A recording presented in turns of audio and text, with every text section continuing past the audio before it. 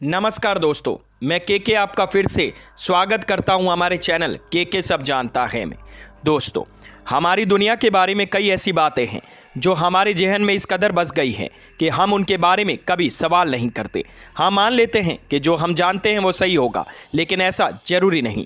दुनिया से जुड़े तथ्यों के बारे में लिखने वाले वैज्ञानिक मैट ब्राउन अपनी किताब everything you knew about planet earth is wrong, धरती के बारे में जो भी आप जानते हैं वो गलत है, में ऐसी कुछ बातों का जिक्र करते हैं जो आपको अपनी जानकारी पर सवाल करने के लिए बाध्य कर देते हैं।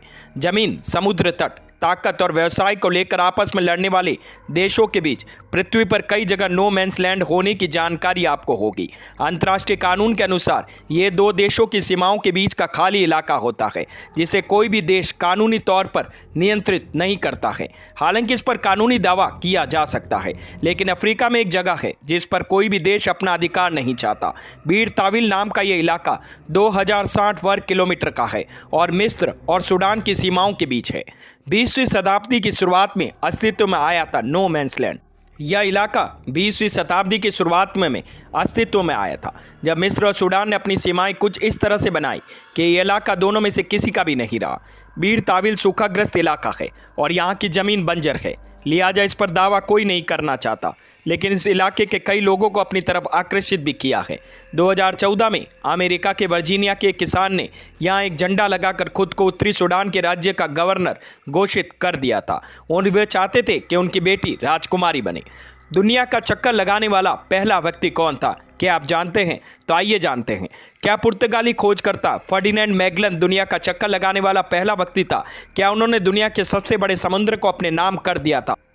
हालांकि इस बात से इनकार नहीं किया जा सकता कि 1480 में जन्मे फर्डिनेंड मैगलन पहले यूरोपीय थे जिन्होंने प्रशांत महासागर को पार कर लिया था। 1511 में मैगलन ने अपने दल के साथ समुद्र के रास्ते स्पाइस द्वीप खोजने के लिए निकले थे।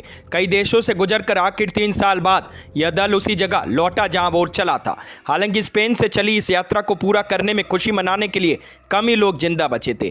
270 लोगों के चालक दल के साथ शुरुआत हुई थी। जब यह खत्म हुई तो मात्र 18 लोग ही जीवित बचे थे।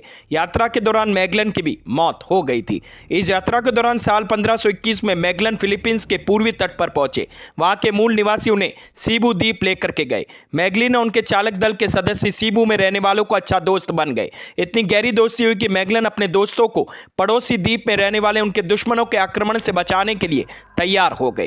उन्होंने हमला करने की तैयारी की और टुकड़ी का नेतृत्व मैगलन ने किया, लेकिन जल्दी मैगलन घायल हो गए। उन्हें जहर से डूबा एक तीर लगा दिया गया, जिसके बाद उनकी मृत्यु हो जाती है। मैगलन के साथ गए लोग स्पाइस द्वीप खोजने के बाद उसी रास्ते वापस लौटना चाहते थे, लेकिन उनका रास्ता बदलकर वो छोटे रास्ते के जरिए स्पेन लौटे।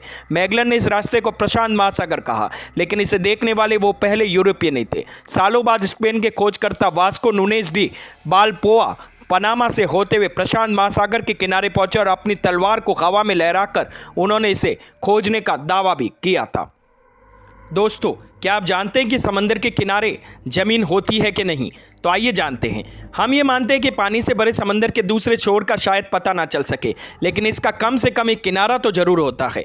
कई समंदर तो चारों तरफ से जमीन से घिरे होते हैं, जैसे कि भूमध्य सागर और काला सागर। कभी कभी ऐसा भी होता है कि सागर कहाँ महासागर में मिल जाते हैं, पता ही नहीं चलता। लेकिन ऐसे में द्वीपों की माला को जोड़कर देखा जाए तो इसकी जानकारी भी लगाई जा सकती है। लेकिन एक ऐसा समंदर है जिसके किसी किनारे कोई जमीन ही नहीं है, यह है सारगासो सागर। यह अटलांटिक सागर के पश्चिम में है और उत्तर अटलांटिक में एक तरफ को मुड़ती लहरें इसकी सीमा बनाती है। अटलांटिक की मुड़ती लहरों के कारण सारगासो सागर का पानी शांति रहता है,